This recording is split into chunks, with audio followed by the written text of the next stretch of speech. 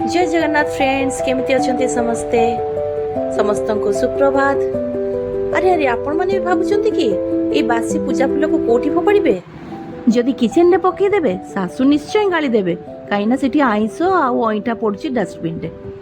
आ माँ तो निहाती गाली देबे काईकि ना तांको झियो कोनोसी संस्कार शिखिलानी ना डुबे देला सबुआडे। सेथिपाई मु गोटे बढ़िया उपाय करछि। जो माने आम भलिया फ्लैट रे रहउचंती बा आजिकाली जो माने घरे रहउचंती सेमानकर भी ए गोटे समस्या कि ठाकुर बासी फूल कोठी फोपाड़िबे। गवर्नमेंट भी नियम करदेला जाइकिना को पोखरी रे बा पानी रे कोठी फोपाड़ी पारिबेनी। सेथिपाई मु गोटे आइडिया कली। मो घरे थिला गोटे काचर पात्र, सेथिरे मु दे देली किछि पानी आ बासी फूल तक सब आनिकी पानी रे मु छिड़ी छिड़ी की देखुचंती जेमती पके देली। हे गला मोर नियम, कहीं पानी रे पड़िले तो विसर्जन हबो, तो मोर नियम हिसाब रे विसर्जन हो गला।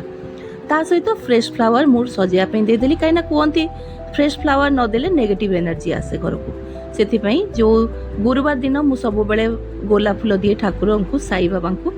मु गोटे बिग बास्केट पैकेट किनिकी रखी दिए, से बहुत गुड़ाए फूल थाए। आपन जदि सेमती किनिकी रखिबे बा फूल बालीटू नहीं पारिबे, नहले नहीं हमर जो कैंडल मिले कैंडल दे पारंती, फ्लोटिंग कैंडल देखना सजे देवे। देखिले केमती लागुची। आ जदि आपन को भलो लागे निश्चय शेयर कर देवे।